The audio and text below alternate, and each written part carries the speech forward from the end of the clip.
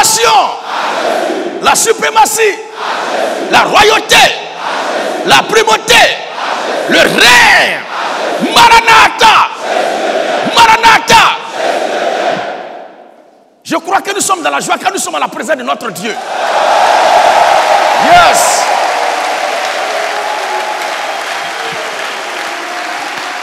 Vive la révolution chrétienne. Vive la révolution à la mort.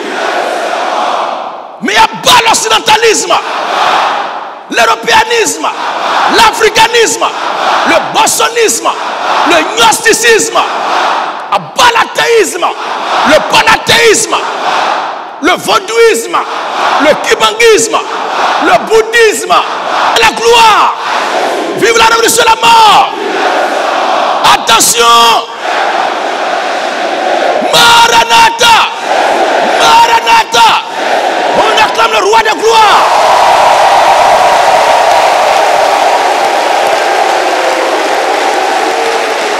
Jésus, Jésus, Jésus, Jésus, Jésus, Jésus, Jésus, Jésus, Jésus, Jésus. Alléluia.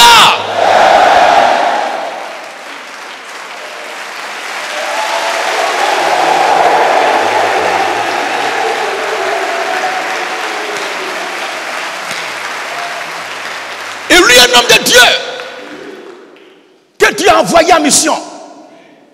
Et quand il est arrivé, il a constaté, il a regardé partout et il était indigné. Parce qu'il n'a trouvé aucun serviteur de Dieu, aucun prophète, aucun oint, aucun homme qui soit semblable à ce que lui il est et qui correspond à ce que Dieu lui a montré dans sa parole.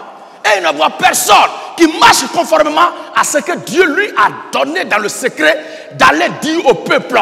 Tandis que ce peuple a la loi, a la parole de Dieu dans la main. Le serviteur de Dieu n'a vu personne d'entre ces gens-là dire ce que Dieu lui a dit d'aller dire, qui se trouve dans le livre qu'ils ont en main. Et il s'est retiré et dit: Éternel, Éternel. Ils ont tué certainement tous tes serviteurs, tous tes véritables fils et filles. Ton véritable peuple n'existe plus et moi, je suis resté seul. Et le Seigneur lui dit: il y a un reste que j'ai caché quelque part.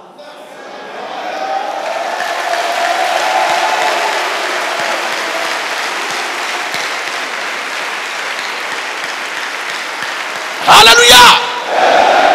Et nous ce matin, nous allons nous adresser à ce petit reste que Dieu a caché quelque part et pour lequel il nous donne de prêcher ce que nous prêchons là.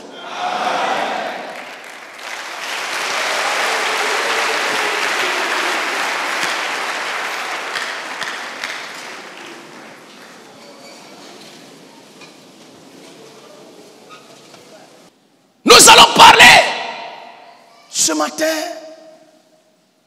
de ce reste-là. Et le titre de notre prédication: il y a toujours un reste. Il y a toujours un reste.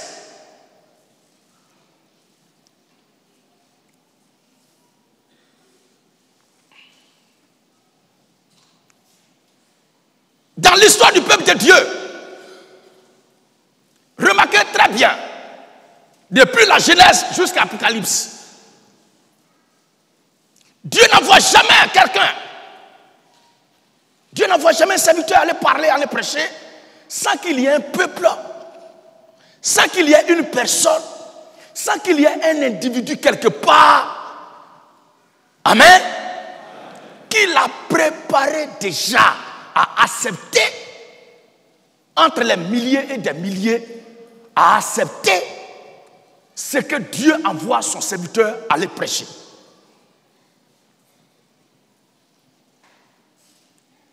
La pluie ne descend pas d'abord avant que les semences ne soient dans le sol. Non. Il y a dans la création, comment Dieu a disposé, transposé les choses.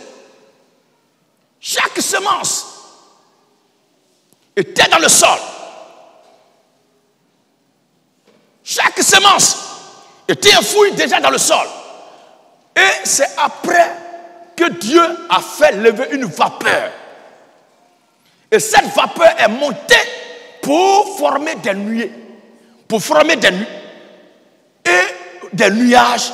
Et avec le réchauffement au contact avec le soleil, les grondements de tonnerre, les pétarades, au prix de cette bataille dans les airs.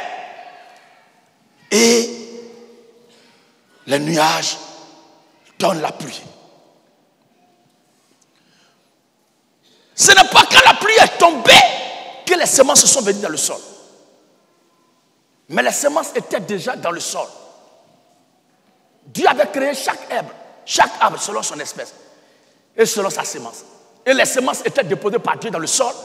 Et plus tard, Dieu envoie la pluie pour ensemencer, ou du moins ça, manifester, faire germer les semences qui sont dans le sol. Ou bien c'est pas comme ça.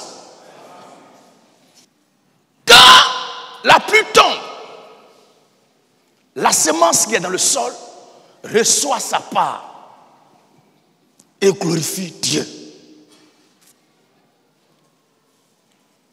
La pluie ne vient pas pour qu'il y ait la semence dans le sol, mais c'est parce qu'il y a déjà la semence dans le sol que la pluie vient. Or, la pluie, c'est l'image de la parole de Dieu, du serviteur de Dieu. Et la semence qui est dans le sol, c'est l'image du peuple qui est déjà sur la terre. Et quand la pluie vient, elle permet à chaque semence de manifester, d'exprimer sa nature. Ainsi, la parole manifeste la nature des fils et des filles de Dieu sur la terre des hommes. C'est pour ça.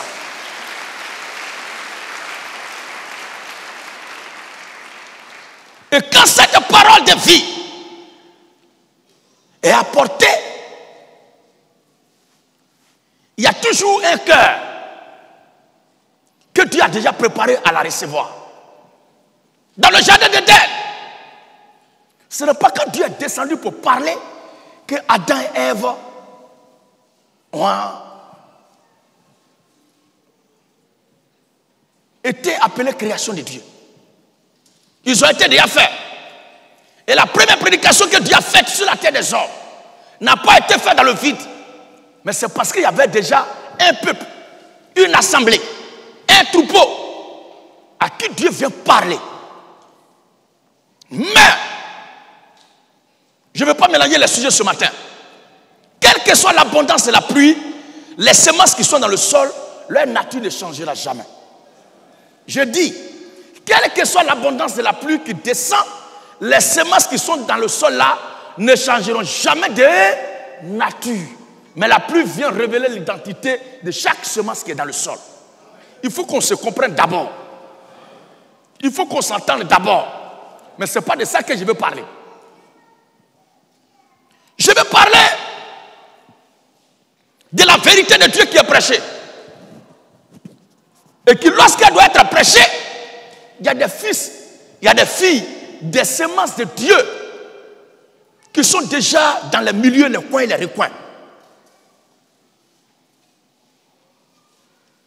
Pour qui cette parole-là vient? À qui cette parole-là vient? À qui cette écriture-là vient? Aux oreilles de qui se sont retentis? Parce qu'ils appartiennent déjà à Dieu. Ils sont déjà propriété de Dieu. Mais, séparés de Dieu, ils sont dans le monde. Les gens font telle chose, les gens font telle chose, les gens sont en train de faire telle chose. Ils regardent jusqu'à... Il sait que tout le monde fait ça. L'enfant de Dieu qui est là. Les enfants de Dieu savent que les gens sont en train de faire ça. Universellement, dans le monde entier, tout le monde pense comme ça, tout le monde fait comme ça. Mais eux, leur façon de penser là n'est pas la même chose que ce qu'ils voient partout. Et ils sont là, dans la désolation. Ils sont attristés. Et à chaque fois que les gens évoquent le domaine de la spiritualité, ils parlent, et qu'eux, ils interviennent, tout le monde dit, ah, c'est quoi ça? Quand il va parler, tu veux dire quoi encore? Il va contredire tout le monde. C'est que tout le monde a dit, tout le monde est d'accord là. Toi, tu as dit quoi dans ça là? Mais il va trouver qu'il y a toujours quelque chose quelque part Parce que tout ce qui est de Dieu, même n'ayant pas encore la connaissance, la notion de l'existence, de la vérité de Dieu, son âme en lui déjà porte les gemmes de la vérité, de la vie, de la sémence de Dieu, de la parole de Dieu, et ça lui permet de faire un jugement.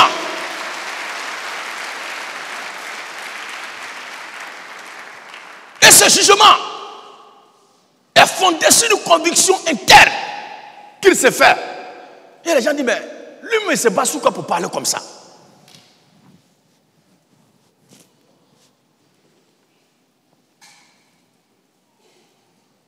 Quand Moïse est venu à son temps, ce que je suis en train de vous dire, ça s'est passé. Au temps de Noé, quand il est venu prêcher, les gens ils regardent jusqu'à... Les gens écoutent jusqu'à...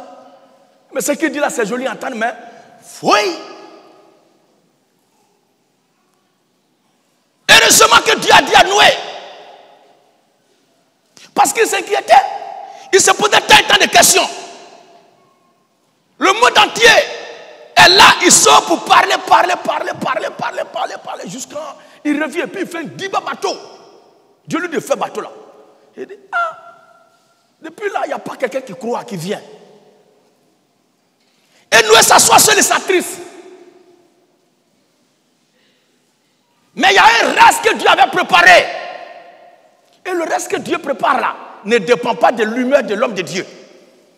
Et le reste que Dieu prépare là ne dépend pas de celui qui veut être dans ce groupe-là. Mais c'est Dieu seul qui décide qui doit être dans ce groupe. Et ce reste-là même ne sait pas quand et où ça va se passer, mais ils ont une ferme assurance. Ils ont ils ont une assurance profonde qu'un jour, je vais découvrir la vérité. Et un bon matin, Noé commence à parler. Et lui pensait que tout le monde entier allait être gagné. Parce que ce qu'il était venu dire fait peur.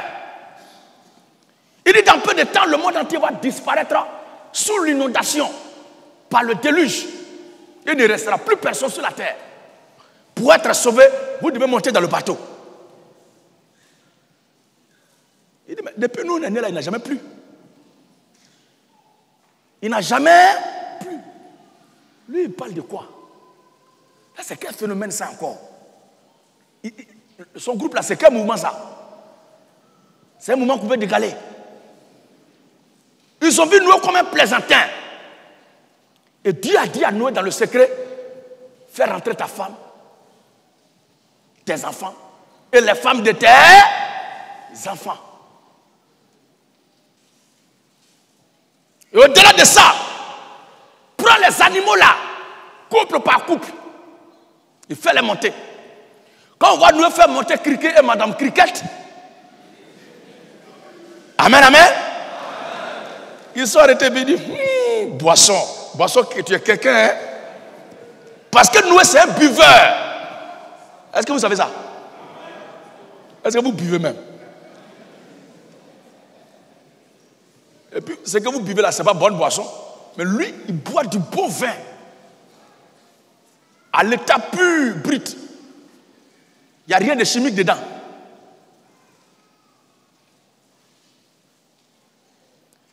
Quelle fois Bibandi?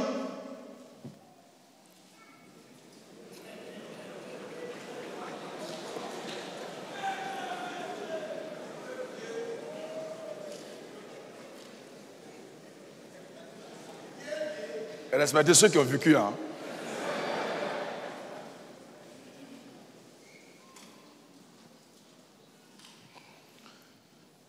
Quand Noé, il boit, il travaille, il prêche, il prend Madame Chauve-souris avec Monsieur Chauve-souris.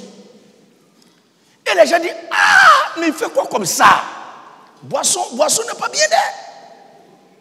On dit, mais vous parlez quoi? Non, c'est le gars qui dit le prophète. Prophète, et puis, mais qu'est-ce qu'il fait là? Dieu lui a dit de faire rentrer chaque animal par couple. Donc il allait chercher chauve-souris à sa femme. Je ne sais pas comment il a fait pour les prendre, mais la Bible dit, amen, amen. Amen. Noé a fait rentrer chaque animal par couple. Monsieur, madame. Moi, je ne sais pas.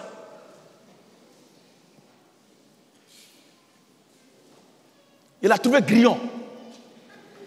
Et il a cherché madame Grillon. Je ne sais pas si on dit Grillon, non? Monté. Et Grillon, avec madame Grillon. Et puis il monte. Sans bruit. Et il voit éléphant. Et éléphantin. Monsieur, madame, l'Éternel m'a dit de vous dire de monter.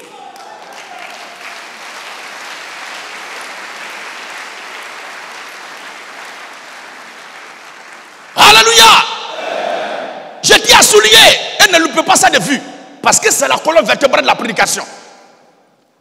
Il ne ramassait pas tous les animaux de leur espèce, mais prenait un couple par espèce. Mais le couple qu'il prend là, le choix ne vient pas de lui, mais le choix qui vient de Dieu. Parce que je ne sais pas si c'était lui-même, comment il peut aller parler avec le panthère et panthera pour dire monter, sans qu'il y ait parlable sur la route. Amen, amen. Comment ça s'est passé pour que lion et lion montent dans le même bateau que mouton et madame mouton? Il se regarde, il lave les lèvres. Le lion regarde mouton là, mouton regarde lion. Et puis il dit, tu peux rien créer.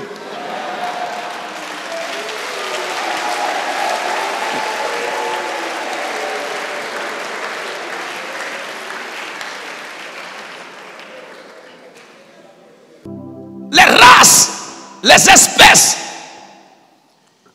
oui, que Dieu appelait par couple, que Dieu a tiré par couple, jusqu'à l'être humain. Regardez qu'arrivé sur l'être humain, Dieu ne s'est pas contenté de prendre une paire, c'est-à-dire l'homme et sa femme, mais il a pris premier, deuxième, troisième, quatrième, c'est-à-dire 4 couples.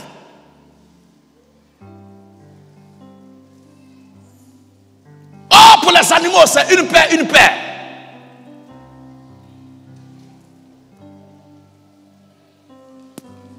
Et les 4 que Dieu a pris étaient symboliques. Parce que Dieu devait faire un travail à travers l'histoire et le temps. Et tout devait correspondre parfaitement. Mais à cette époque-là, personne ne pouvait comprendre. Parce que Dieu a dit à Noé, prends chaque couple de chaque espèce, madame et monsieur. Mais arrivé sur l'humanité, il allait jusqu'à 4. Mais eux, ils pouvaient le contredire à cette époque-là. Mais tu avais dit 2. Mais pourquoi arriver sur l'homme ici, tu as pris jusqu'à 4 couples? Bref, il ne faut pas créer sujet dans sujet. Et le chiffre 4, c'est le jour de l'apparition de la lumière. L'image du dévoilement de la puissance des ténèbres. C'est le chiffre du défi. C'est le chiffre de combat, de guerre. Parce que là où il y a le dévoilement, il y a forcément combat. Le diable ne peut pas être dévoilé, puis il va croiser les bras. Il doit forcément répliquer. C'est pourquoi quand tu attaques, il faut t'attendre aussi à ce qu'on t'attaque. C'est dans le film chinois que tu combats, tu frappes tout le monde sans recevoir qu'on contact quelque part. Mais dans la parole de Dieu, ce n'est pas vrai. Il sait vivre dans les bons et dans les mauvais moments. Au jour du malheur, réfléchis au jour du bonheur, sois heureux. Car Dieu a fait l'un comme l'autre. Notre Dieu est un Dieu équitable, juste, parfait. Bref, le lion, regarde la famille des moutons et des gazelles. Et gazelle même saute pour venir devant le lion, le coin exprès. Le lion dit, mais il a fait quoi? Il dit, maintenant là, nous sommes dans un temps de paix. Tu ne peux rien faire ici. Parce que le vieux est là.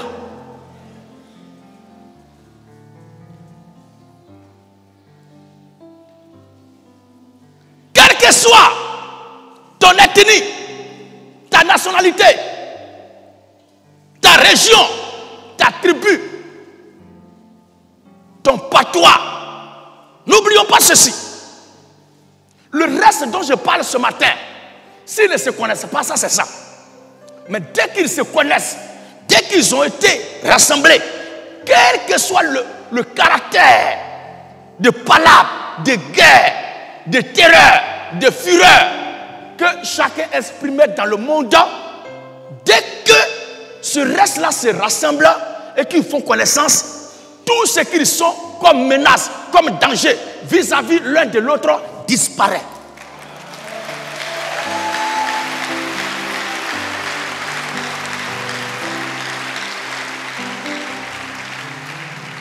C'est pourquoi le lion, pour accepter que la gazelle marche sur ses pieds, et puis il ne dit rien. Parce qu'il ne savait pas que tu étais mon frère. C'est pourquoi il te fait par là, il pouvait te faire tant. On dit que telle ethnie ne doit pas s'attendre à telle ethnie, telle nationalité ne peut pas s'amuser à telle nationalité, tel peuple ne doit pas causer à tel peuple. C'est parce qu'on ne savait pas qu'on était le reste pour lequel le Seigneur Jésus-Christ a envoyé la révolution chrétienne actuellement.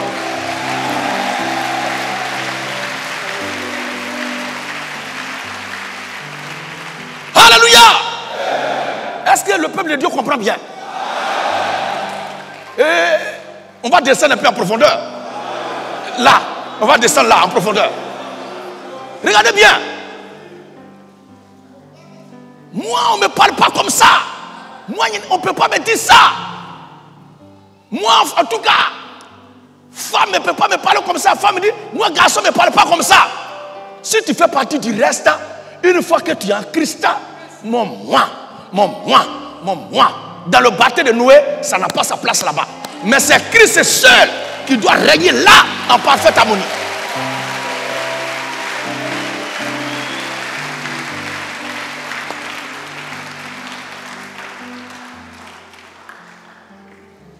Dans notre tribu, telle ethnie ne doit pas marier telle ethnie. Dans notre région, tel peuple ne doit pas marier tel peuple. C'est parce que vous ne saviez pas encore que vous faisiez partie du reste pour lequel Christ est venu sur la terre.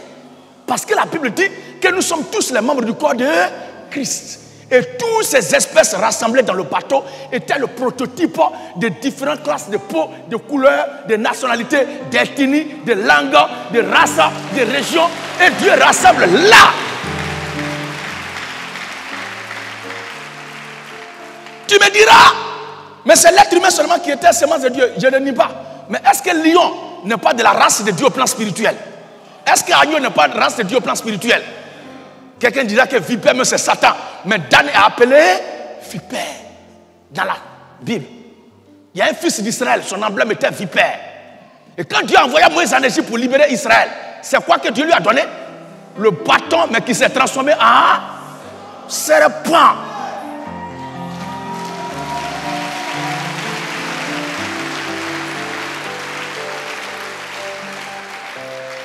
Donc celui qui est en tête, que serpent, le diable, quand tu vas voir Moïse, tu vas dire que c'est le ministère de Satan, c'est le ministère du serpent que Moïse exerce.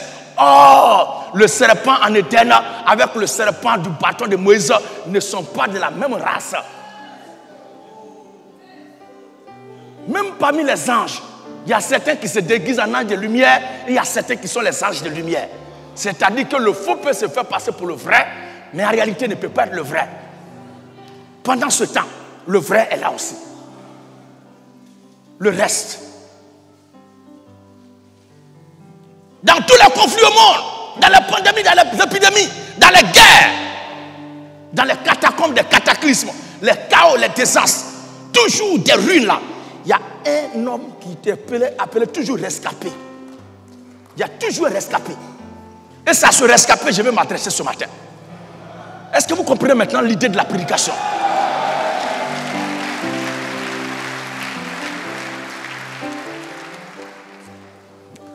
Regardez bien. Dans le 11, à partir du verset 1 à 5. Romains 11, 1 à 5. Et, oui.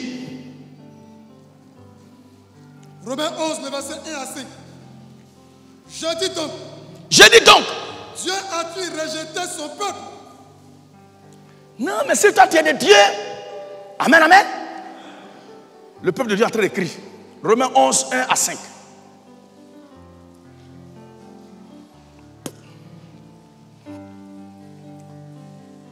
Non, si toi tu es de Dieu, tu étais où depuis là? Si ce que tu prêches est vrai, pourquoi depuis là? On n'a pas entendu et puis c'est maintenant que tu viens. C'est toi qui penses que c'est maintenant que je viens. Sinon ce que je prêche là a été avant la création du monde. Si c'est maintenant toi tu entends la vérité, dis que c'est ma première fois d'entendre ça. Mais ne dis pas que c'est la première fois que ça existe. Parce que ce que nous prêchons là est le plus vieux évangile de tous les temps. C'est celui que Jésus a prêché en Éden. C'est l'évangile de Noé que nous sommes en train de prêcher là. C'est l'évangile de Jean-Baptiste que nous prêchons actuellement là. C'est l'évangile du Seigneur Jésus-Christ que nous prêchons actuellement là. C'est la vérité éternelle de tous les temps que nous prêchons. Malheureusement, le mensonge est répandu plus que la vérité. Mais il est notoire. Parce qu'il y a assez de place en enfer qu'au paradis. S'il y a un reste, qui les a mis à l'écart? Qui les a mis à part? Qui les a mis à part? On va vous donner son nom tout à l'heure. Avant que ce que nous prêchons là ne vienne ici en Afrique pour être prêché parmi nous les Africains, Dieu avait déjà préparé, il y a un groupe déjà mis à part, mais par qui? Mis à part pour croire, accepter et dire amen à ce que nous disons là. Vous êtes là aujourd'hui, on dit vive la révolution chrétienne, vous criez vive la révolution chrétienne. Vous ne le dites pas de vous-même, mais c'est parce que dans un calepin écrit dans l'éternité, vous étiez du nombre de ceux qui devaient dire ça.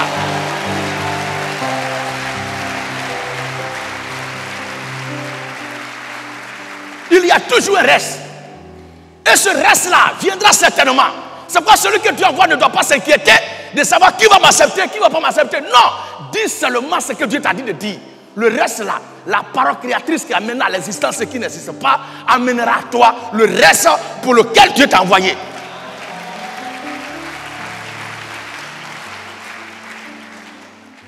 N'oubliez pas que la lumière ne parut pas avant les ténèbres.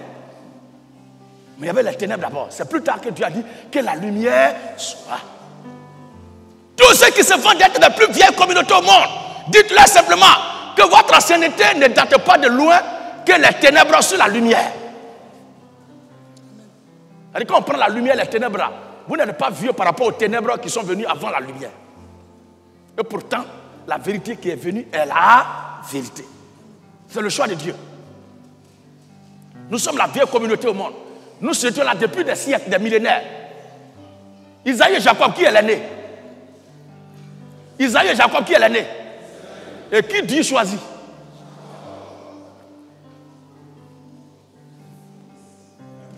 Tout n'est pas dans l'âge. Tout est une affaire de grâce de Dieu, de l'amour de Dieu. C'est la grâce de Dieu. Dieu dans sa miséricorde qui tient à sauver son peuple.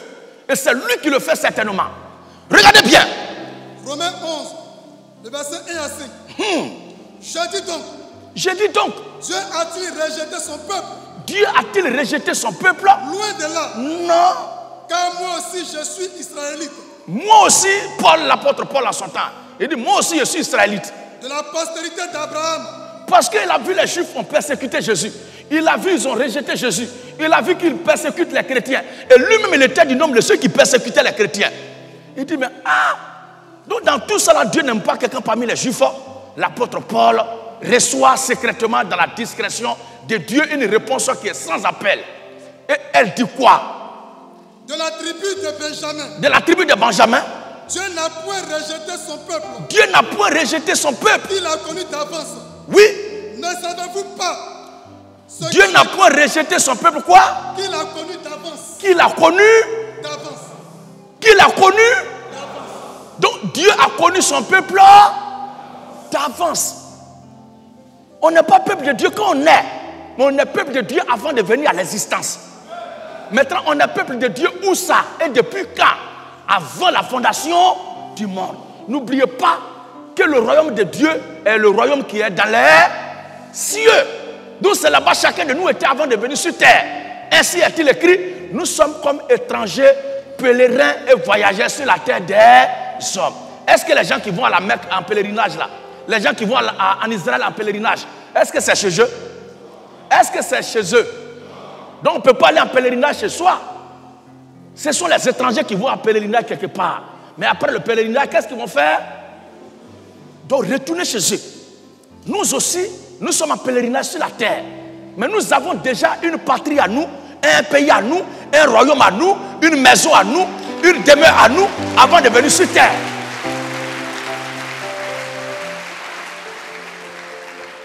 Et c'est ta maison, c'est ta chambre, c'est ta demeure, c'est ta place que tu as quitté au ciel là. Et puis tu es venu sur terre là. Quand tu as fini de faire tout, c'est là-bas que tu vas retourner. C'est pourquoi on ne lutte pas place là-bas comme dans le bus. On ne lutte pas place là-bas comme dans le pouvoir politique. Non. Ce n'est pas concours. Mais c'est une affaire de ta place que tu as laissée pour retourner là-bas. Et il n'y a pas quelqu'un qui peut avoir assez de ta parcelle là-bas.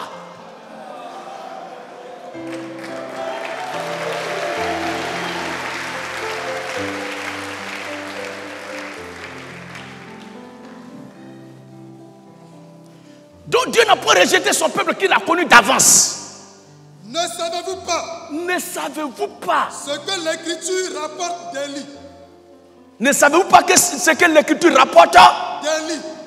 On va aller à Élie, un roi. Ne savez-vous pas ce que l'Écriture rapporte à d'Élie, au sujet d'Élie?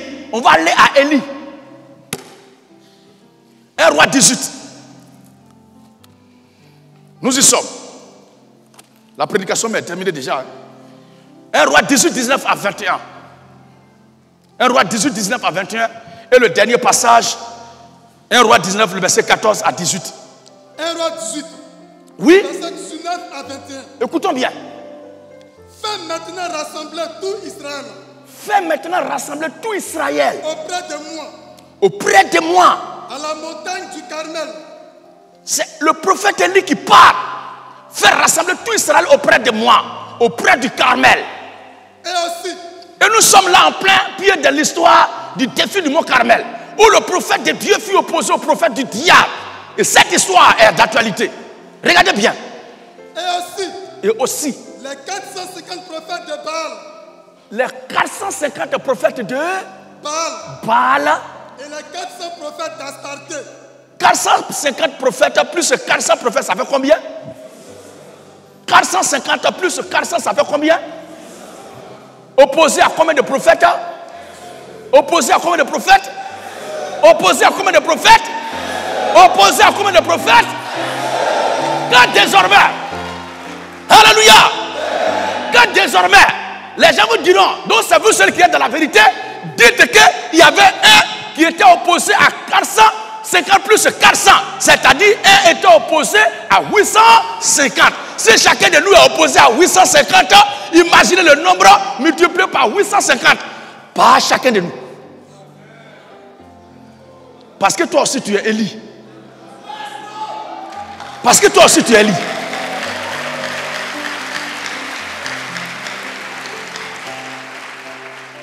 Un seul était opposé à 850 prophètes. Lui, il était seul.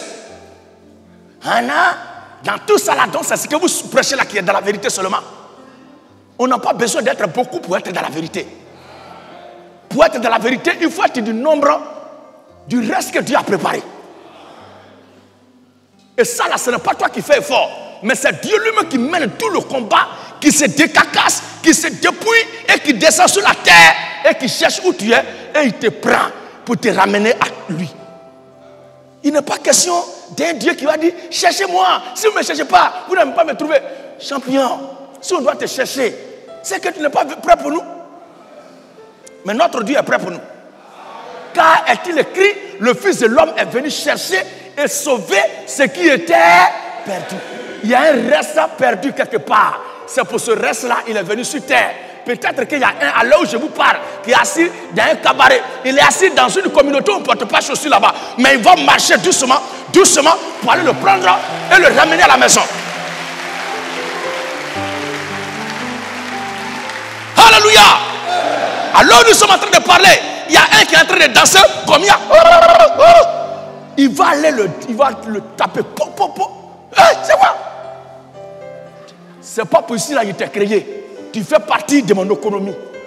Je suis venu te prendre. Il va enlever combien? On dit, mais après le chef qui est là, c'est toi qui dois venir. Ou bien après la vieille mère qui est là, ma fille, c'est toi qui dois venir. Jésus-Christ, qui est mon véritable Père, m'a révélé ma nature. Et je ne suis pas destiné à être héritier ou héritière de Kwamia, mais je suis héritier ou héritière de Jésus-Christ. Alléluia. Il y a un, là où je vous parle, il est assis comme ça devant la statue là-bas. Je vous salue Marie pleine de grâce. Le Seigneur est avec. Jésus vient dire, petit, arrête ça. Arrête-moi ça. Alléluia. Arrête-moi ça. C'est pas possible, là, il t'envoie là-bas. Il t'envoie là, c'est pour que tu puisses m'adorer en esprit et en vérité. Il est là en train de dire, ben, je vous salue Marie pleine de grâce. Je lui dis, arrête ça, arrête ça. Il dit, mais qui crie sur moi comme ça? Or, pendant qu'il est en train de faire ça, il y a la Bible là, entre lui et statue là. La Bible est dans sa main. Je vous salue Marie pleine de grâce. Le Seigneur est avec. Je dis, arrête-moi ça, arrête-moi ça. Il dit, comment? Il dit, Bible que tu as mis là, est-ce que tu sais ce qu'il y a dedans? Oui, je sais tout ce qu'il y a dedans. Non, tu ne sais pas tout. Tu veux dire quoi? Ouvre. Exode. Amen, amen. Il dit amen, amen. Et tu es là et tu dis quelque chose me dit de lire. Ce n'est pas quelque chose, hein. C'est Dieu qui est en train de te dire de lire. C'est ton père là, qui t'a mis à part, qui a mis ton nom et qui t'a mis du groupe de reste. Le reste pour lequel il est venu là. C'est lui qui est en train de... Tu es là et tu dis, quelque chose me dit de prendre tel passage de la Bible. Ce n'est pas quelque chose. Je suis en train de te dire le nom de ce quelque chose aujourd'hui. C'est Jésus-Christ qui te dit ça. Et pendant que les autres sont à fond, en train de dire, je vous salue Marie pleine de grâce, le Seigneur est avec vous. Lui, il te dit, lis. Exode 19, Exode chapitre 20, le verset 1 à 4. Alors l'Éternel Dieu prononça toutes ces paroles en disant, je suis l'Éternel ton Dieu, qui t'a fait sortir du pays d'Égypte, de la maison de servitude. Tu n'auras point d'autre Dieu devant ma face. Seigneur, Seigneur. Amen, amen.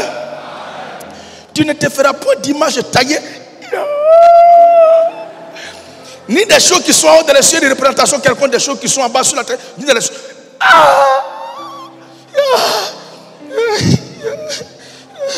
Tu ne te prosterneras point devant elle.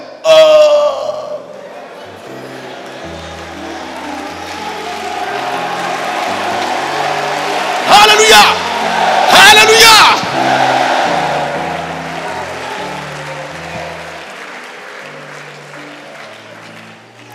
Et avec pleurs, amertume, désolation dans ton âme, tu te retires doucement sans dire au revoir à quelqu'un. Pendant que les autres sont à fond, ils coulent des larmes. Mais toi, tu pleures par repenti. Et tu dis, qu'est-ce que je dois faire pour être sauvé? Il y a toujours un reste. Élie était seul. Et il y avait 850 prophètes de Satan. Un enfant de Dieu peut être dans le faux un temps. Mais un enfant de Dieu ne sera pas dans le faux tout le temps. Parce qu'un temps viendra où Dieu va l'enlever dans le faux. Et ce que notre Dieu dit, il le fait certainement. Il dit ce que notre Dieu dit, il le fait certainement. Il dit ce que Jésus-Christ dit, il le fait certainement. Regardez bien. Peuple de Dieu. Et les 400 prophètes d'Astaté. Et les 400 prophètes d'Astaté. Qui mangent à la table de Jézabel. Qui mangent où ça? À la table de Jézabel. Jézabel, la mère des prostituées, toutes ces communautés-là. Les gens vont parler jusqu'à nous, mais c'est notre mère. C'est notre mère. Tout le temps, ils font allégeance. Mais nous, notre mère est de là-haut. Nous sommes de la Jérusalem d'en haut. Notre patrie n'est pas Rome. Pour que le siège général de notre foi soit Rome. Parce que le salut vient des Juifs. L'Écriture dit. Akab envoya des messagers vers tous les enfants d'Israël. Akab envoya les messagers vers tous les enfants d'Israël. Et il rassembla les prophètes. Il rassembla les prophètes à la montagne du Carmel. À la montagne du Carmel. Alors Élie s'approcha. Élie s'approcha. De tout le peuple et dit. De tout le peuple dit.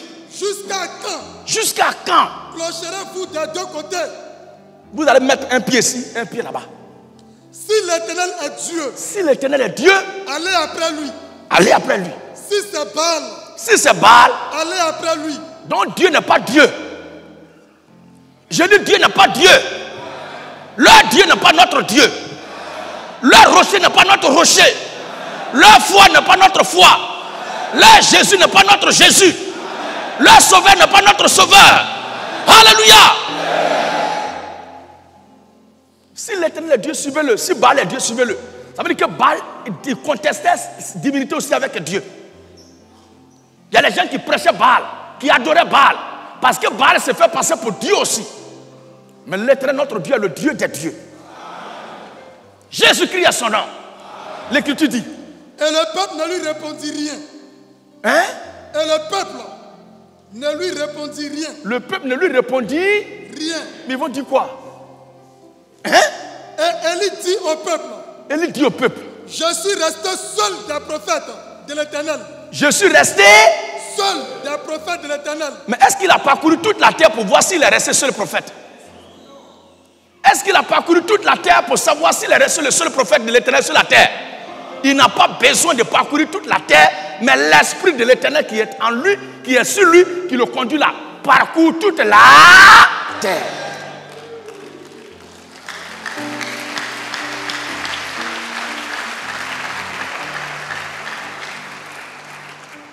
Alors, je suis resté le seul prophète de l'Éternel. C'était sa jérémiade, c'était ses pleurs. Mais regardez au chapitre 19. Qu'est-ce que l'Écriture va dire? 14 à 18. 19, 14 à 18. 1 Roi 19. Je suis resté seul. Et tous, ils ont abandonné Dieu. Et les prophètes qui sont restés, même, ils ont été égorgés, tués. Jézabel et Akab ont tué tous les vrais prophètes de Dieu. Et ils chérissent, ils embrassent, ils mangent avec les faux prophètes. Parce que les rois de ce monde, les fils de ce monde, les princes de ce monde aiment ceux qui leur disent ce qu'ils ont envie d'entendre. Ils n'aiment pas ceux qui leur disent la vérité. Mais le reste là, quand tu décris son comportement, quand l'enfant de Dieu se comporte mal, tu le redresses quand la parole de Dieu vient pour le recadrer, il pleure, il essuie des larmes et puis il dit Jésus, à qui irions? Non. Mais l'autre là, il dit non, moi. Non, à quoi de quoi? À quoi d'église? On va me parler comme ça? Amen, amen. À quoi de Dieu on va me parler comme ça? Non, moi je ne peux pas accepter ça. Mais si tu fais partie du reste là, si tu es pris en charge par l'économie divine, si tu es du nombre de ceux pour qui Jésus a donné sa vie, si tu fais partie des membres du corps de Christ, même si la langue a été mordue par les dents, c'est langue là tout à l'heure, si David a fini de manger, qui va laper, qui va nettoyer dedans. Ah, vous n'avez même vu ça? Non, parce que langue là, dans mon mordu, donc il ne veut plus les nettoyer. Il faut manger l'eau tout à l'heure. Il y a plein, mais tu lapes. Qu'est-ce que je veux dire? Tous ceux qui appartiennent et qui font partie du nombre du reste pour lequel Jésus est venu là, peu importe ce qui va venir, la Bible dit, toute plante que mon Père Céleste n'a pas plantée sera déracinée.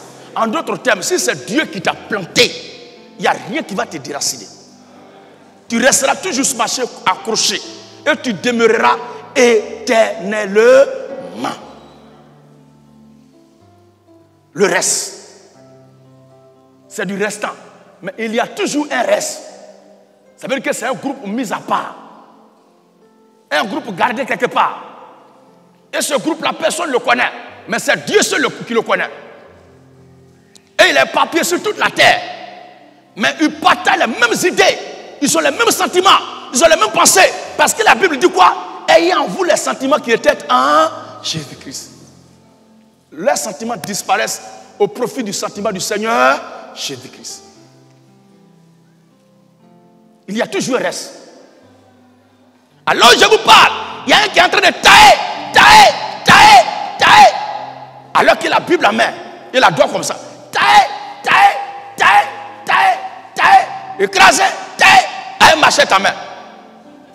Je lui dis. Arrête-moi ça.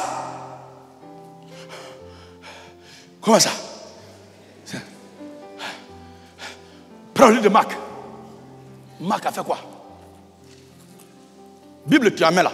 Prends. On va lire ensemble. Amen, amen. Je dis amen, amen. On va lire.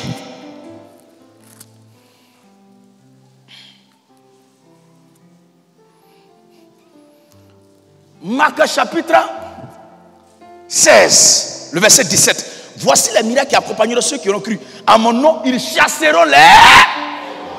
Toi, tu tailles, tu écrases là. Qui t'a dit ça? Il a dit ici, à mon nom, vous chasserez les... À mon nom, ils chasseront les démons. Mais Bible là, tu as dans ta main. Et cette Bible là, souvent, il écrase, il taille, il brise. Il faut te calmer. Faut te calmer. Depuis marcher de ces gens-là. Ouvre la Bible et lis. Voici les miracles qui accompagneront ceux qui auront cru. À mon nom, ils chasseront les démons. Maintenant, toi tu tailles, tu écrases, tu consumes, tu brûles là. C'est pour faire quoi? Donc il n'a qu'à faire quoi? Il faut te connecter. Je vais te montrer quelque chose. Quelque chose me dit de prendre mon portable.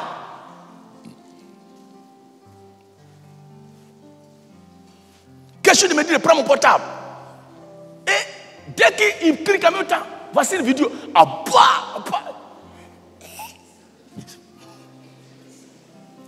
C'est quoi ça? Il va se coucher dans son sommeil. Il faut te réveiller pour bien écouter ça là. Écoutez quoi? Quand tu es de Dieu là, aussi longtemps que ton âme n'a pas fait la paix, ne s'est pas réconcilié avec ton Créateur, ton sommeil ne sera pas en paix quand tu finis d'écouter la vérité. Si tu ne sais pas, tu n'as pas encore entendu ça, c'est autre chose. Hein. Mais quand tu entends là, puis tu vas partir dormir. Et puis la partie qui dit, si tu n'as pas pris ton baptême et puis tu meurs dans ça, tu vas en enfer.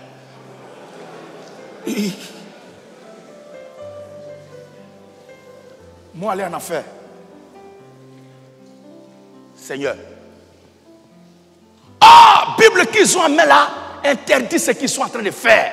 Mais comme ils ne font pas partie du reste, ils sont ceux pour qui ce monde doit aller à la perdition. Alors, Élie dit, 1 Roi 19, le verset 14 à 18. Oui. Il répondit, j'ai déployé mon zèle. J'ai déclaré mon zèle pour l'Éternel. Pour l'Éternel. Le Dieu des armées.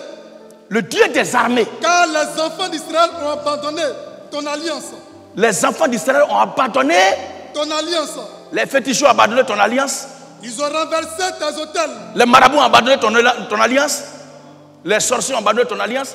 Les enfants, c'est-à-dire ceux qui sont censés être les croyants, les adorateurs, qui devaient appliquer, enseigner, promulguer la loi de Dieu, ce sont eux qui ont tourné dos à la loi de Dieu. Maintenant. Et ils ont tué par l'épée tes prophètes. Ils ont tué par l'épée tes prophètes. Je suis resté moi seul.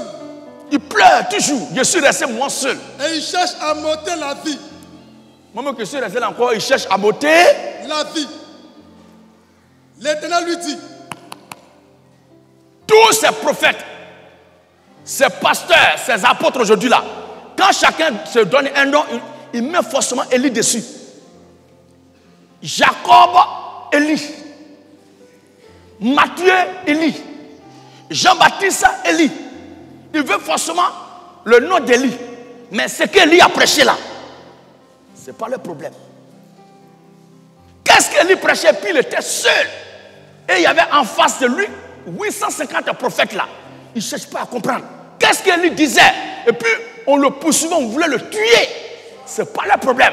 Si c'est donne ta vie à Jésus, si ta femme a préparé, donne à manger aux autres. Est-ce que pour ça on peut gorger les gens?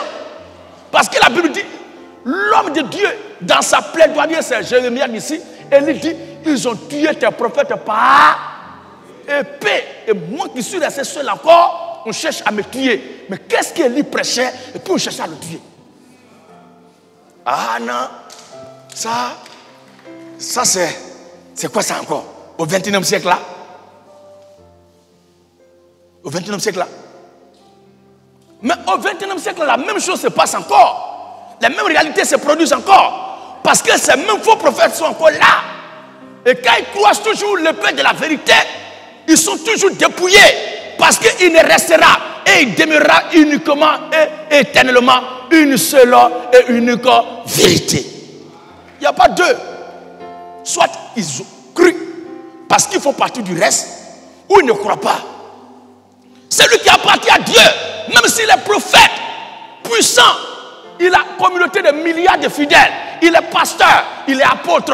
Quand il entend la voix de Dieu, alléluia, s'il fait partie du reste là, il laissera tout ça. L'apôtre Pierre dit quoi? Voici que nous avons tout à abandonner. Et on te suit. Quel sera notre sort? Quelqu'un qui n'a rien laissé, il peut parler comme ça. Voici que nous avons tout à abandonner. On a tout laissé et puis on te suit. Quel sera notre sort? Nous, on gagne quoi? N'oubliez pas que Simon-Pierre n'a pas posé la question qu'elle était attachée à son église, qu'elle était accrochée à sa chair, qu'elle était accrochée à son faux ministère. Mais il a tout laissé d'abord et il a suivi le Seigneur Jésus. C'est en suivant Jésus là-bas qu'il lui a demandé, on a tout laissé maintenant, viens, on est avec toi là, on nous gagne quoi? Mais ils sont toujours accrochés au faux, au mensonge, à cause des privilèges, à cause de manger, à cause de boire, à cause de leur gloire, à cause de leur réputation, à cause de leur notoriété. Mais la notoriété ne peut pas te sauver. La seule chose qui doit te sauver, c'est la parole, l'évangile du Seigneur Jésus-Christ. Si tu l'entends, tu dois te dépouiller pour venir te donner.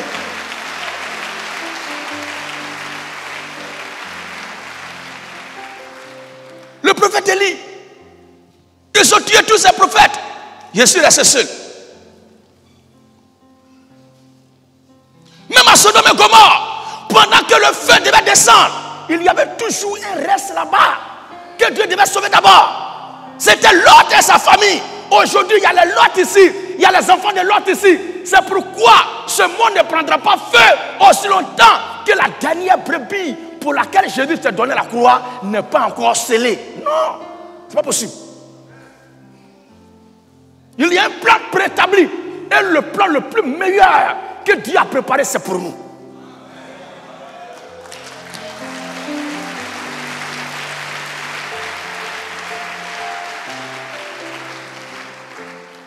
Il y a une poignée d'éléments mis à part. Il y a un reste qui se trouve à Babylone, pour lequel Dieu envoie la révolution chrétienne pour retentir en cette heure avancée de la nuit. Parce que la voix dit, sortez de Babylone. Pour être mon peuple. Est-ce que la voix dit sortez de Babylone pour être mon peuple? Ah, les gens ne savent pas. Il a dit sortez de Babylone, mon peuple. Ça veut dire qu'il était à Babylone. Qui était à Babylone? Son peuple. C'est pas qu'on croit en Jésus là qu'on appartient à Dieu. Mais on appartient à Dieu avant de croire en Jésus. Et c'est parce qu'on appartient à Dieu qu'on croit en Dieu. Et ce reste-là, je crierai jusqu'à ce que vienne le Massaya.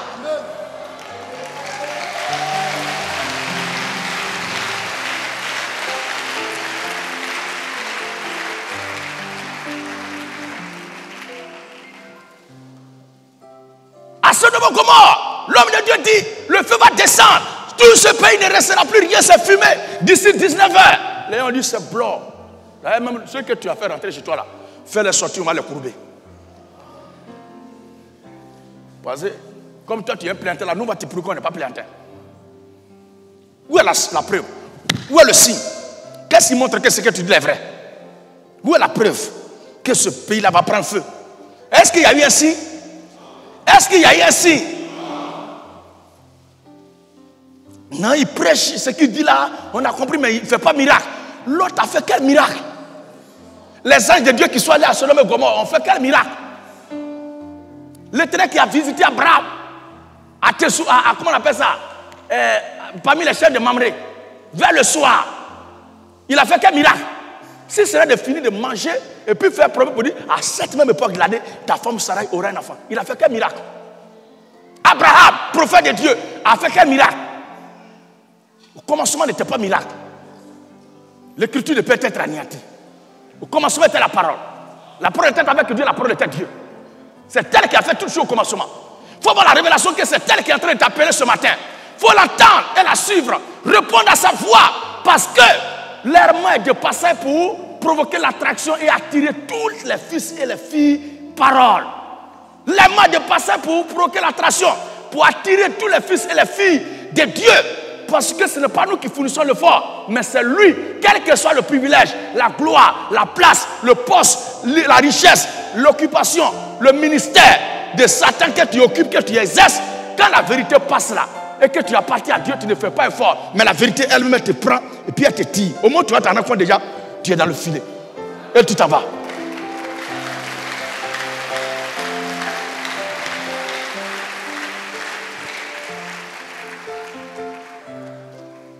Il y a toujours un reste.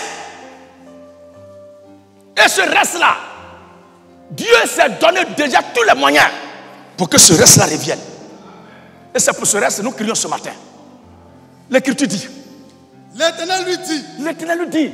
Va. Reprends ton chemin par le désert. Reprends ton chemin par le désert. Jusqu'à Damas. Jusqu'à Damas. Et quand tu seras arrivé. Quand tu seras arrivé. Tu oindras Azaël pour roi de Syrie. Vas-y. Tu oindras aussi Jahu. Oui. Fils de Nimshi pour roi d'Israël. Le combat va commencer tout à l'heure. Vas-y. Tu oindras Élisée. Fils de Shaphat. Oui. d'Abdel Méola pour prophète à ta place. Et il arriva. Mais je pensais qu'il était seul. Tout ce que tu es en train de citer là ce matin, ils sont quittés où? Amen, amen. Et c'est lui qui choisit ici. Et c'est lui qui propose ici. Lui, dans sa tête, il était seul. Dans son esprit, il est resté seul. Mais Dieu est en train de lui montrer qu'il n'est pas seul. Parce que ce travail qu'il est venu faire là, il y a des semences de Dieu préparées qu'il attendait depuis longtemps. Qu'il attendait depuis longtemps. Qu'il attendait depuis longtemps. Alléluia. Ainsi, il y a des fils et des filles de Dieu dans ces communautés, dans ce monde, dans ces sectes, dans ces loges, dans ces religions. Et parmi ces fils de Dieu-là, il y a des ministres de l'évangile qui sont en train de patauger dans la boue du mensonge, des fausses doctrines. Et l'esprit envoie son moins pour dire crie dans les rues. Maintenant, quand ils viennent là, parmi eux là, il y a un qui va aller à Ouagadougou, il y a l'autre qui va aller à Daloa, il y a l'autre qui va aller à Ma, il y a un qui va aller au Congo-Kinshasa. Alléluia! Il y a un autre qui va aller au Congo, il y a un qui va aller au Gabon, il y a un qui va aller en Amérique. Mais eux ne savent pas. Et ce ne sont pas eux qui sont venus se proposer. Mais c'est l'Éternel qui dit à Élie, moi lui là, moi lui là, moi lui là, moi lui là. C'est pourquoi nous disons à bas l'école pastorale. On ne peut pas composer pour devenir serviteur de Dieu. Mais servir Dieu là, c'est comme affaire de masque au village, affaire de communion au village, affaire de génie. Quand le porteur qui est là meurt, l'esprit là vient. Peu importe ton âge, ta taille, il te saisit et tu tombes en transe. Ce n'est plus toi qui le décide, mais c'est le génie qui te choisit. On ne va pas à l'école pour devenir sorcier, mais on est sorcier.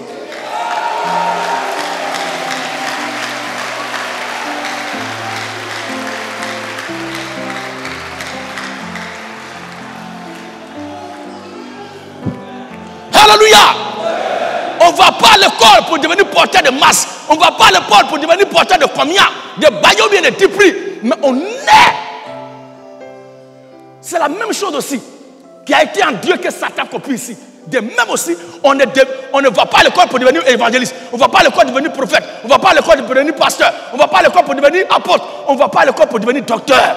Mais on est docteur, on est évangéliste, on est prophète, on est apôtre, on est pasteur. Et avec le temps, Dieu manifeste le ministère.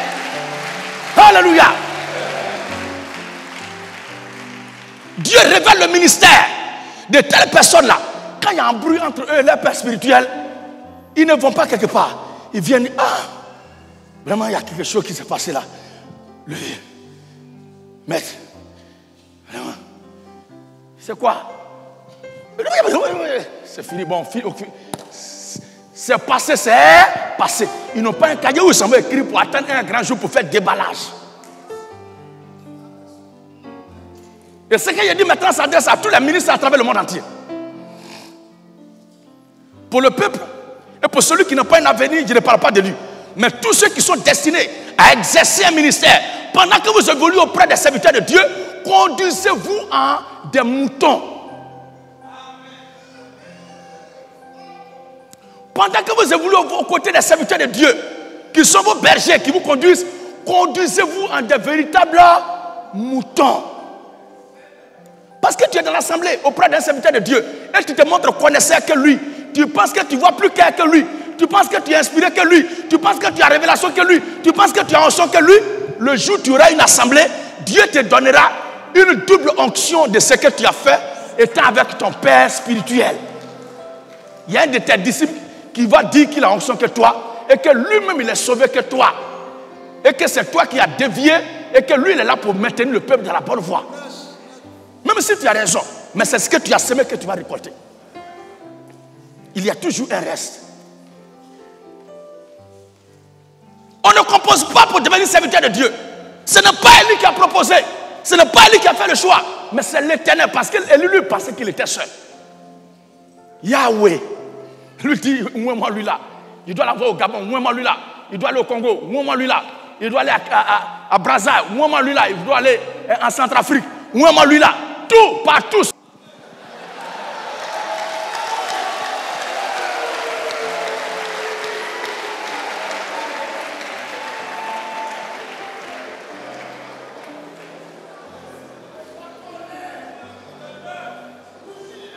Alléluia. Est-ce qu'il y a la bénédiction du peuple de Dieu ce matin?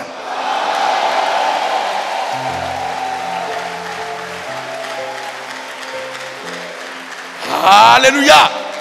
On va plonger encore en profondeur. Vas-y. Vas-y. Et il arrivera. Et il arriva. Que celui qui échappera à l'épée d'Azaël. Regardez bien. Pourquoi Dieu fait proposer à son serviteur, il ordonne à son serviteur Élie de moindre tel. Parce que le combat est grand. Le monde est vaste. La bataille est géante. Tu ne peux pas être toi seul partout à la fois. Ou bien ce n'est pas ça. Tout maître doit se reproduire. Il est bon d'avoir une connaissance, une vision. Mais il faut savoir la transmettre. Faire aussi des gens à ton image.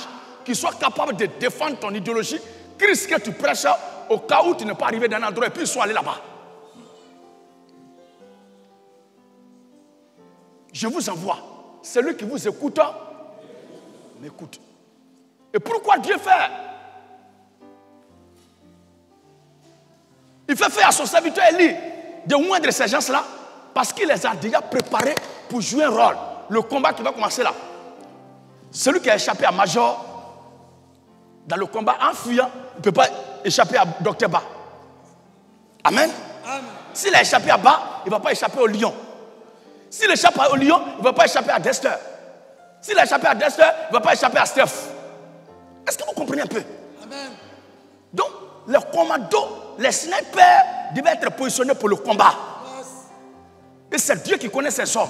Parce qu'il les avait déjà préparés à manier l'épée avant la fondation du monde. Maintenant, l'heure est arrivée. Dites-moi, lequel d'entre eux a composé pour être au moins ce jour-là?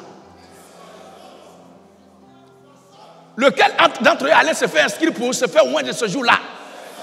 C'est par pure grâce. Eux-mêmes, ils ne savaient même pas qu'ils allaient être loin.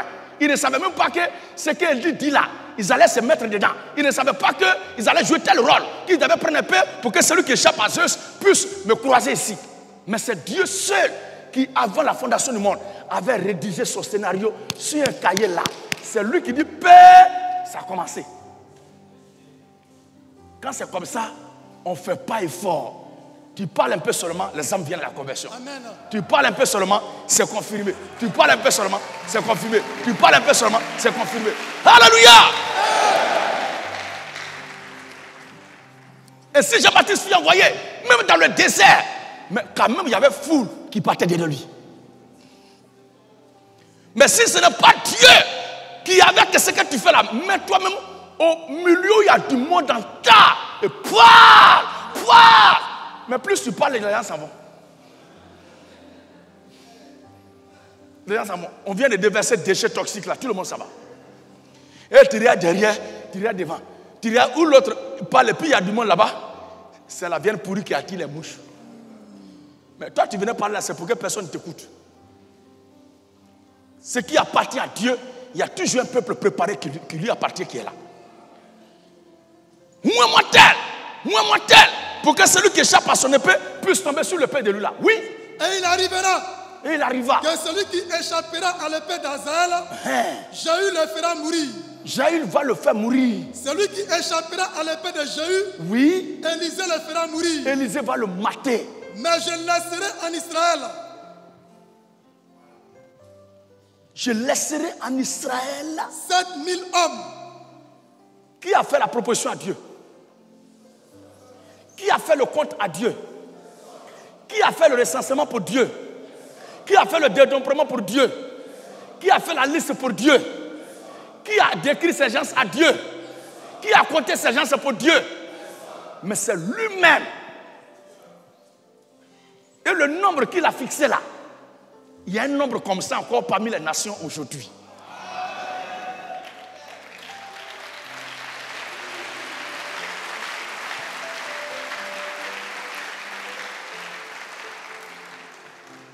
Ne croyez pas que c'est quand Élie a commencé à prêcher que c'est 100 000, combien il y a 7000 hommes. Ne croyez pas que c'est quand Élie a commencé à prêcher que ces 7000 hommes-là sont venus. Hein? Mais c'était à cause de ces 7000 hommes-là que Dieu a envoyé Élie. Amen. Parce que la véritable adoration doit avoir lieu au milieu, par les mains, par la bouche, par la vie, par l'adoration des véritables semences de Dieu. Et cette semence-là était là, dans le désert, avec soif de la vie de Dieu. Mais ceux qui sont là, comme hommes de Dieu, sacrificateurs, prophètes, ils sont tous au service du diable. Et l'Écriture nous a dit dès le départ qu'ils ont tous abandonné la loi de l'Éternel. Or, il y a un peuple qui appartient à Dieu, qui doit vivre de la loi de Dieu. Comme est-il écrit, l'homme ne vivra pas de pain seulement, mais de toute parole qui sort de la bouche de Dieu. Et ils mangent, ils boivent, ils sont rassasiés, mais leur âme a soif, leur âme a faim, leur âme est chétive, leur âme est malade, leur âme est souffrante. Elle a besoin de la parole de Dieu pour être en bon état, pour être en pleine forme, pour être en bonne santé. Et ceux qui sont là pour préparer et servir la parole de Dieu ne servaient que le mensonge des mains frelatées, des fausses doctrines, des enseignements du diable, les enseignements de Baal, les enseignements d'Astaté, les enseignements de Satan, les enseignements d'égarement. Et Dieu a vu la souffrance de son peuple. Il envoie son serviteur. Il dit, viens parler. Mais quand il vient, le terrain est gâté. Le terrain est miné par les faux prophètes, par les prophètes de Baal et d'Astaté. Ils pilulent les rues. Partout tu t'en vas. Église ici, église ici, église ici, temple ici, lieu de prière ici, mosquée ici.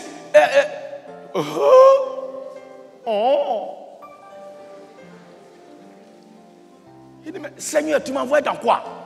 Et quand il passe, et tous se prennent machette, goudin, caillou pour le poursuivre. Voici un d'entre ceux qu'on a tué la dernière fois, celui qui vient. Et Élie s'est caché dans la grotte.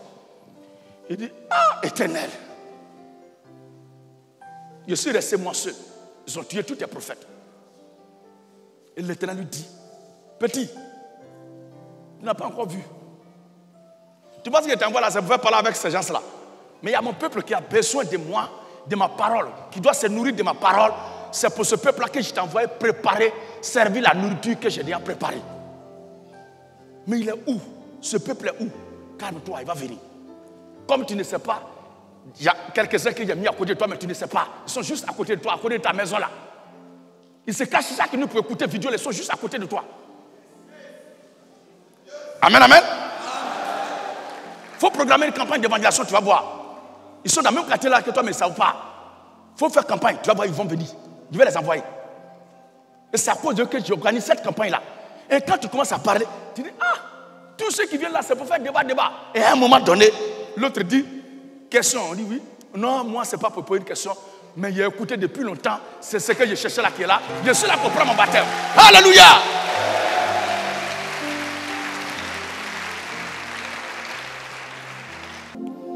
L'amour de Jésus me conduit, il me conduit, l'amour de Jésus me conduit. L'amour de Dieu me conduit, il me conduit. L'amour de Jésus-Christ me conduit. L'amour de Jésus me conduit, me conduit, il me conduit. La grâce de Dieu me conduit, et me conduit. La grâce de Jésus me conduit, et me conduit. La grâce de Dieu me conduit. La grâce de Dieu me conduit, Alléluia. Me conduit, elle me conduit, dans les bons et mauvais moments. La grâce de Dieu me conduit, elle me conduit. C'est la grâce de Jésus qui nous conduit dans ce combat. Parce que notre Dieu est le Dieu des dieux. Il est le Seigneur des seigneurs. Il est le roi de gloire. Il est le souverain premier. Tout ce qu'il a dit arrivera certainement. Et tout ce qu'il a promis s'accomplira tel qu'il a fait de la promesse. Parce que notre Dieu ne ment pas. Il n'est pas un politicien de ce monde-là. L'Écriture dit, l'homme de Dieu s'apitoyait. Et Dieu commençait à lui faire des propositions. Il lui proposait maintenant des hommes, des vaillants combattants. Et à la fin, il lui dit, mais je laisserai en Israël. Je laisserai en Israël 7000 hommes. 7000 hommes. Tous ceux qui n'ont point fléchi genoux devant Baal. Tous ceux qui n'ont pas fléchi devant Baal. Et dont la bouche ne l'a point embrassé. Dont la bouche n'a pas embrassé Baal. Ils n'ont pas encore embrassé la bague du pape. Ils n'ont pas embrassé la bague de l'antéchrist. Ils ne se sont pas encore prosternés devant l'antéchrist. Leur âme là n'est pas encore occupée par le diable. Ils sont encore à l'état pur, à l'état vierge. Parce qu'ils ne sont pas encore habités spirituellement par un esprit. Ils sont réservés pour être mon lieu de prière. Alléluia. C'est ça, l'apôtre Paul nous rappelle. J'espère que vous avez bien compris maintenant cette histoire-là. On vient maintenant dans le Nouveau Testament. L'Écriture dit, Seigneur, ils ont tué tes prophètes. C'est ce que Élie a dit qu'on vient de lire là, que l'apôtre Paul rappelle.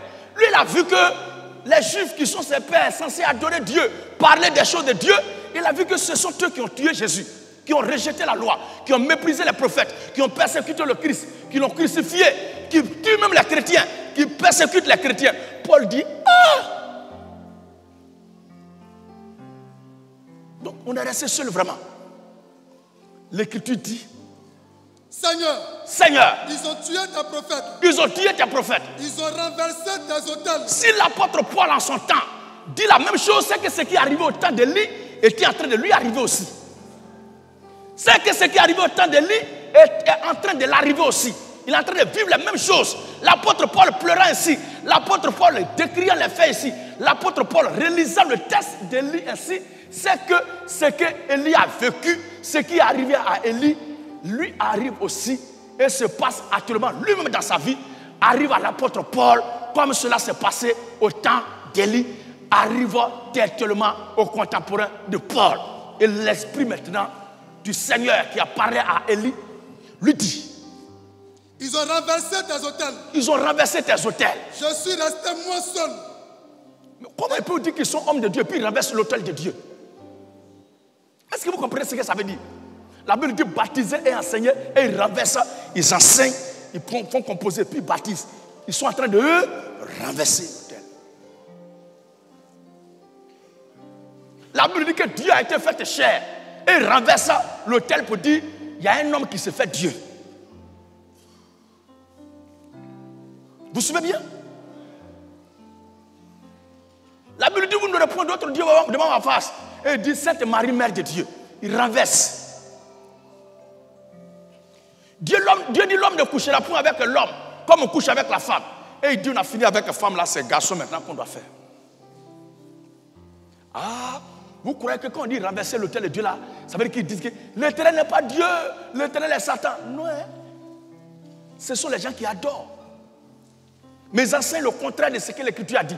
Donc renverser, c'est faire le contraire. Parce que l'autel de Dieu, c'est la parole de Dieu. Une fois que tu fais le contraire de la parole de Dieu, tu as renversé l'autel de Dieu. Parce que le lieu le plus sacré, la chose la plus sacrée au monde, c'est la parole de Dieu. La chose la plus sacrée au monde, c'est la parole de Dieu. Elle demeure le sacré des sacrés. Faire le contraire, c'est renverser l'autel. Vas-y. Et il cherche à m'ôter la vie.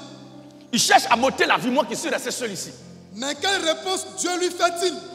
Quelle réponse Dieu fait à Élie à son temps? Je me suis réservé. Je me suis réservé 7000 hommes. C'est toi qui as réservé? Ou bien 7000 hommes se sont proposés à moi? 7000 hommes sont admis au concours? Je me suis réservé. Ne dormez pas, frère. Nous sommes à la fin maintenant. Vous avez payé le transport, vous êtes déplacé pour venir ici. C'est vrai, le décor est bien planté. Dieu nous a bénis, on a eu un bon endroit pour prier. Mais ce n'est pas ça le plus important. Et je tiens à dire ceci maintenant.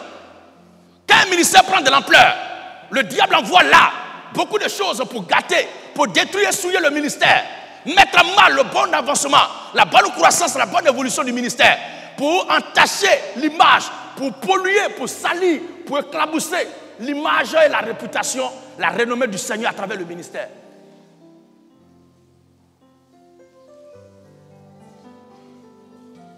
Aux portiers et aux diacres, toutes les femmes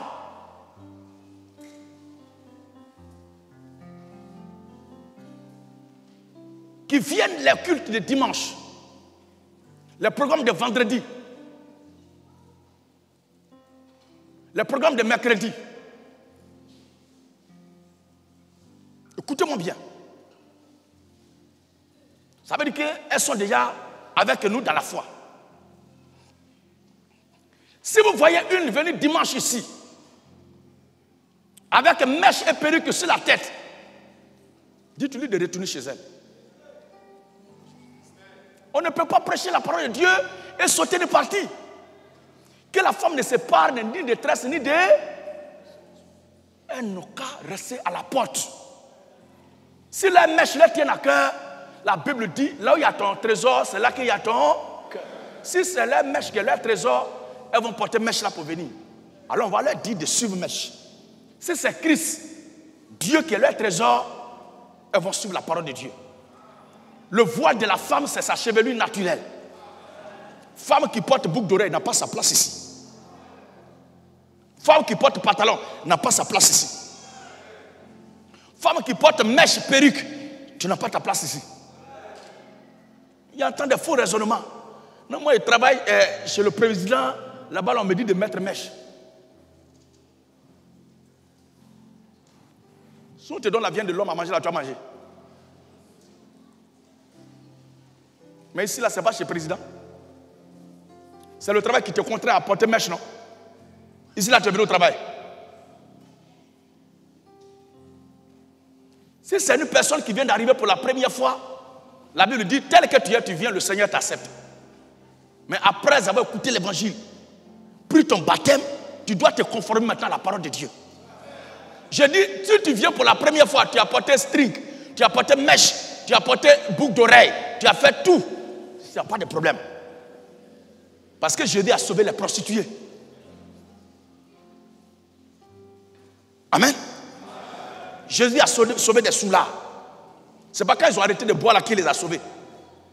Même s'il y a une prostituée, elle a pris l'argent de prostituée, elle a payé parfum pour moindre les pieds de Jésus.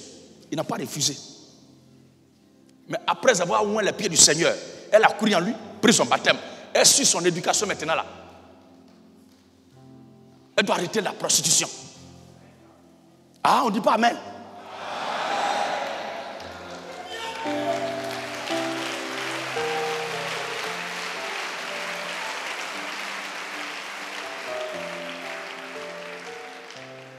Une femme qui vient ici pour la première fois, laissez-la. Mais comme on se connaît entre nous, on connaît nos soeurs, tu as pris ton baptême, on a prié une fois, 2 fois, on va jusqu'à dans 1 an maintenant. Et puis tu vas venir ici avec un mèche sur tête, perruque. Et non, je travaille chez Niaouré. Là-bas, on m'a dit de porter mèche. Mais ici, là, c'est chez Niaouré. Ici, c'est la maison de prière du Seigneur. Et quand on vient ici, là, on vient dans l'esprit de rendre gloire et remerciement à Dieu et lui exprimer notre reconnaissance. Je ne veux pas que vous laissiez ces soeurs-là porter mèche pour venir ici. Même si Dieu n'ont pas cheveux, elles ont la tête de pentate, c'est comme ça ta tête est, Dieu t'a donné.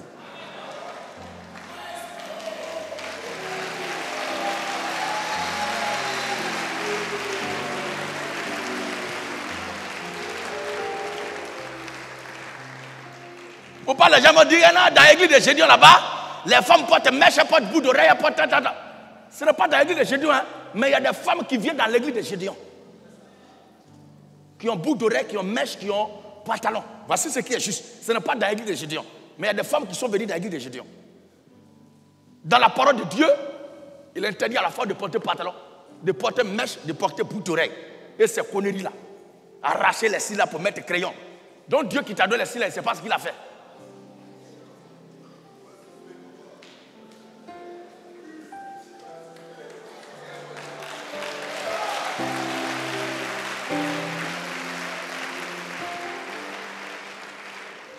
Il y a d'autres, elles prennent ses billettes, elles lavent les feux. Faut. Tout est bien propre maintenant. Elles prennent rouge, pia. C'est Jézabel. Abat les petites Jézabel. Abat les Jézabeltines. Les Jézabeltas. Les Jézabeltelles. Il faut se conformer à la parole de Dieu. Et nous les chrétiens, écoutez-moi bien frères et sœurs.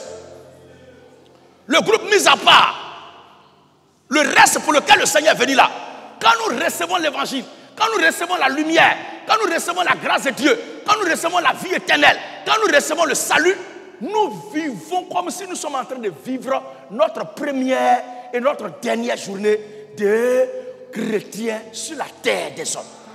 Parce que le Seigneur peut venir à tout moment. Mais en venant aujourd'hui, dans quelles conditions il te trouvera? C'est pourquoi tu dois te mettre en tête.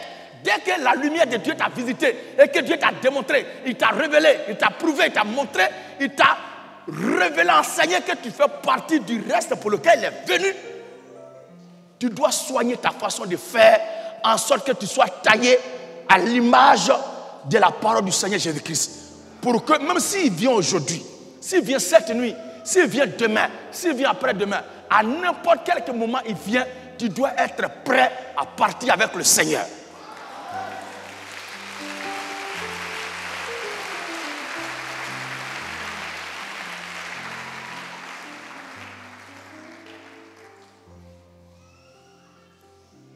Imaginez que moi je dis, comme je suis allé sur le chantier la dernière fois, il a porté botte avec les trucs pour aller. Et puis chapeau. Ce matin, il vient au culte et puis il porte même botte là avec le chapeau. Et puis il habille cowboy des chantiers là. Et puis il vient ici. Et puis on me demande, mais pourquoi? Non, comme au chantier là-bas, c'est ce qu'il faut porter pour aller là-bas là. C'est pour ça qu'il est porté pour venir. Le temple là, c'est un lieu de chantier. Vous donnez des raisonnements qui vous condamnent. D'autres mes attaches Modibo, c'est devant le temple, on les interpelle, et puis elles en aiment foulard là, ou bien elles en aiment perruque là, et puis elles peignent les cheveux. Pécheresse.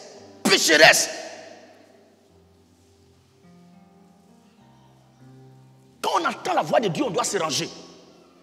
Quel que soit ton accoutrement, ton habillement, dès que Dieu dit que tu es nu, il faut lui demander qu'est-ce que tu dois me faire porter. Il faut pas dire que je suis habillé comme ça. Non. Entre toi et Dieu, qui voit plus clair. Mais Dieu dit que tu es mal habillé. Demande à Dieu comment il doit m'habiller maintenant.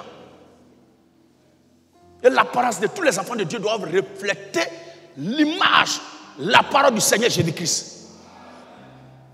Il dit l'apparence, l'habillement de tous les enfants de Dieu doit refléter la parole de Dieu.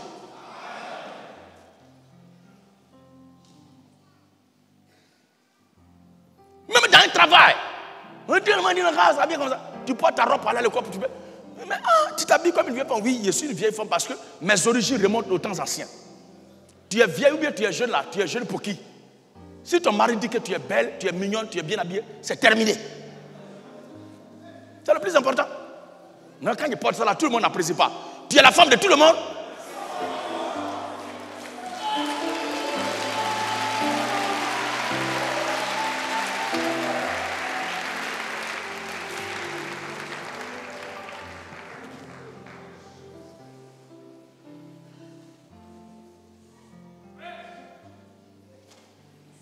J'ai vu des femmes quand elles sortent de la maison, elles portent robe, elles attachent pas, bien habillées, mais elles ont pantalon dans le sac.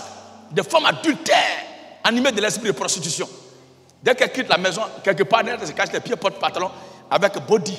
Et puis maintenant, elles s'exposent pour se vendre. Si les filles de Satan savent ruser de cette façon, pourquoi les filles de Dieu ne peuvent pas faire autant? C'est au travail là-bas, on t'a dit de faire telle chose. Dès que tu quittes, rentre dans les toilettes, tu te mets dans ta tenue propre avant de quitter le service pour rentrer. Tu t'habilles comme ça, tu tournes à la maison, arrivé, tu rentres dans les toilettes du service, tu t'habilles comme ils veulent pour que tu travailles là-bas. Voici comment un enfant de Dieu se comporte.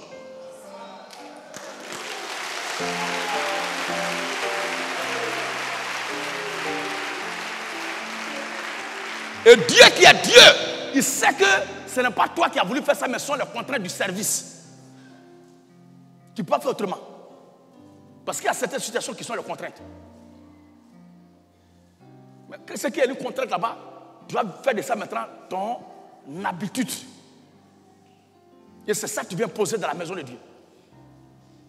Désormais, femme qui a mèche, perruque, boucle d'oreille, avec les trucs des ammanamana là, mettez-les dans la porte de partir de la maison. Tout frère aussi, tout frère qui porte débardeur avec un short, mettez-le le Dieu, il n'a qu'à les faire foutre.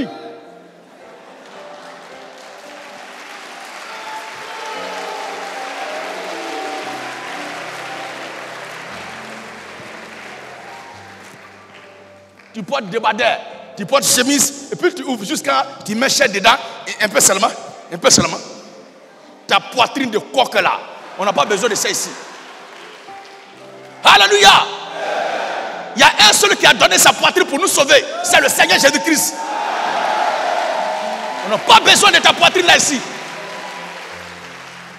On n'a pas besoin de ta poitrine ici. Ferme-la. Portez des badins pour venir. Si là n'est pas salle de musculature, va faire sport. Moi, c'est mon église là. Il a comment je suis habillé. Jusqu'au cou. Tu as un malfrat comme ça, tu vas porter short avec des badins pour venir ici. Ou bien porter chemise et puis tu vas ouvrir le bouton là. Ça va arriver ici. Un peu seulement. Tu n'es rien. Tu n'es rien. Tu n'es rien. Tu n'es rien. Ici là c'est Christ ou rien. J'ai dit ici là c'est Jésus-Christ ou rien. Bien-vous correctement pour venir ici. Ne venez pas souiller, polluer mon ministère. Si vous ne croyez pas en moi, restez chez vous. Mais ce que Dieu a mis à part, le reste pour lequel il m'a envoyé pour crier dans les rues d'Abidjan là, pour crier dans l'Afrique là, quel que soit l'endroit de la terre où ils sont, ils vont venir à moi.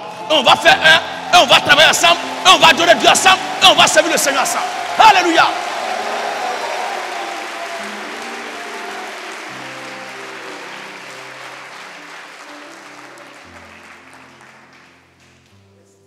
Le Seigneur a dit à l'apôtre Paul, il ne faut pas t'inquiéter. As-tu oublié déjà ce qui s'est passé au temps d'Élie, le Tishbite? Mais quelle réponse Dieu lui fait-il? Quelle réponse Dieu donna à Élie? Je Je me suis réservé. Je me suis réservé 7000 hommes. 7000 hommes. Qui n'ont point fléchi genoux devant Baal. Qui n'ont point fléchi genoux devant Baal. De même aussi. De même aussi. Dans le temps présent. De même aussi. Dans le temps présent. De même aussi. Dans le temps présent. Dans le temps présent. Il y a un reste. Il y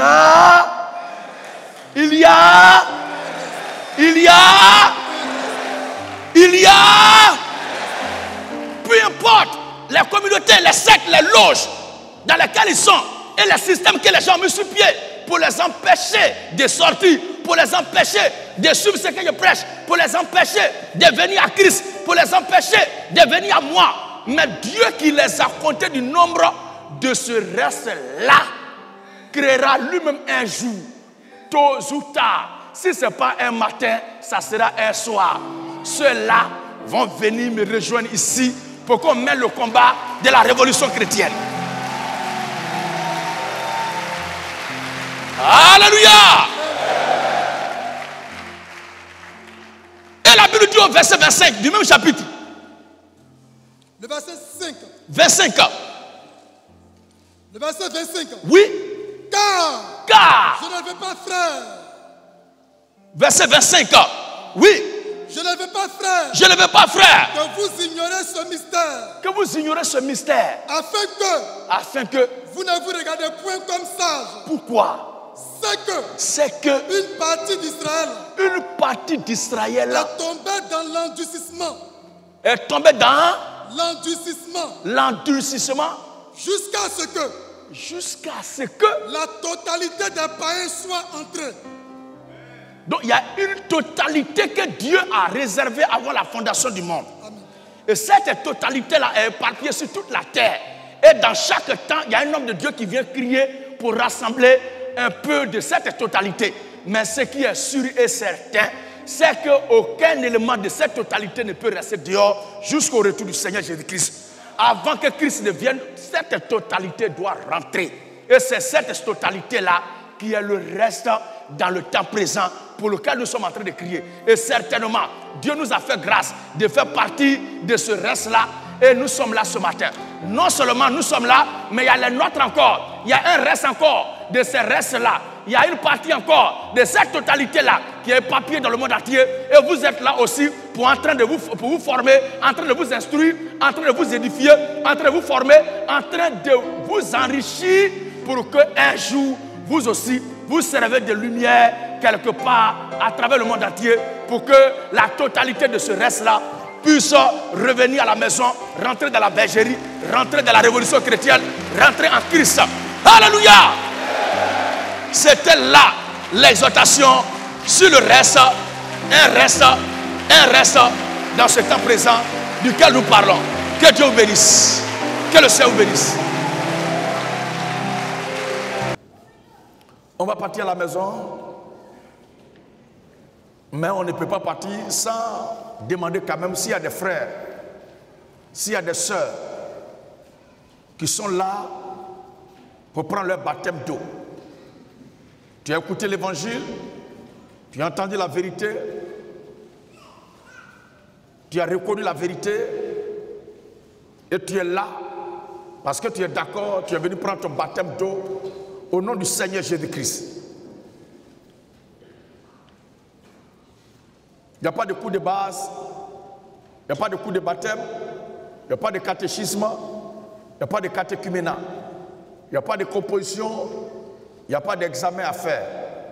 Tu as cru aujourd'hui même et tu es là, tu veux prendre ton baptême d'eau. Frère, sœur, tiens-toi debout pour faire connaissance avec ta famille chrétienne. Venez devant ici. Venez devant ici.